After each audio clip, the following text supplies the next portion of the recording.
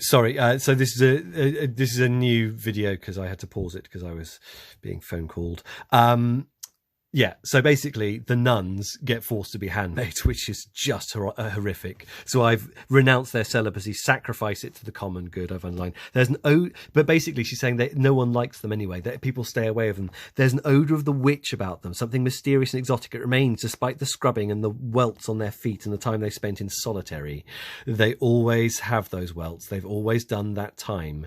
So rumour goes, they don't let go easily. Many of them choose the colonies instead. None of us likes to draw one for our shopping partner.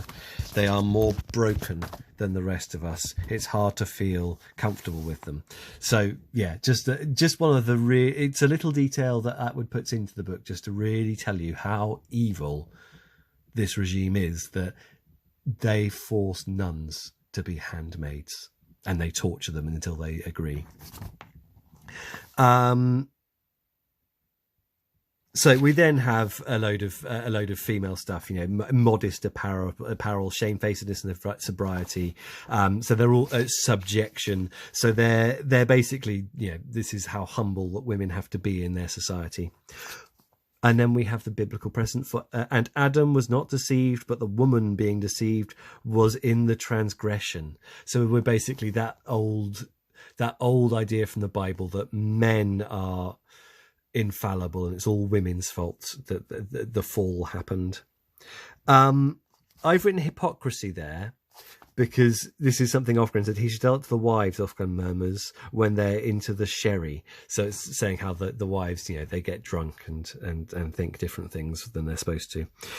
But you aren't expected to love him. You'll find that out soon enough. Just do your duty in silence. When in doubt, when flat on your back, you can look at the ceiling. So I'm not going to go into too much detail here. It's fairly obvious that it's talking about wifely duties and not making it sound very pleasant. There's the old joke there, which I shan't say, but you can look at that and understand it all. Then we have female networks. What we're aiming for, says Aunt Lydia, is a spirit of camaraderie among women. We must all pull together. And then we have Moira making rude jokes, which I have underlined. And again, I shall not sully my own mouth by repeating what Moira says, but she basically makes sexualised jokes about Aunt Lydia, implies that she's interfering with Janine, who's her favourite. And then we have this phrase, Aunt Lydia sucks. Aunt Lydia sucks in the toilet roll, in the washroom on the toilet wall. It was like a flag waved from hilltop in a rebellion. The mere idea of Aunt Lydia doing such a thing was itself heartwarming. And then again, we have this metaphor of fish. Now, if we go back to the beginning of the chapter, here you have the commander fertilizing away like mad, like a rutting salmon. So he's being sexualized as a way of lowering his status. Aunt Lydia here is being sexualized as a way of lowering her status.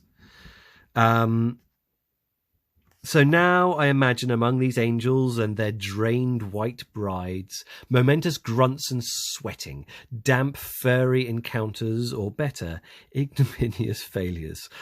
Cocks like 3-week-old carrots, anguished fumblings upon flesh, cold and unresponding as uncooked fish.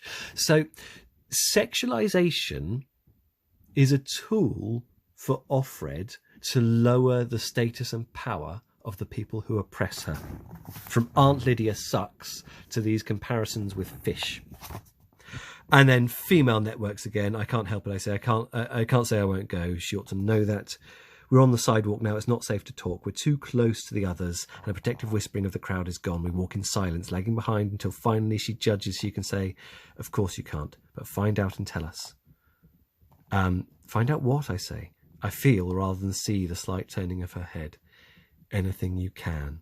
So it's the pressure of the network, the resistance to find things out.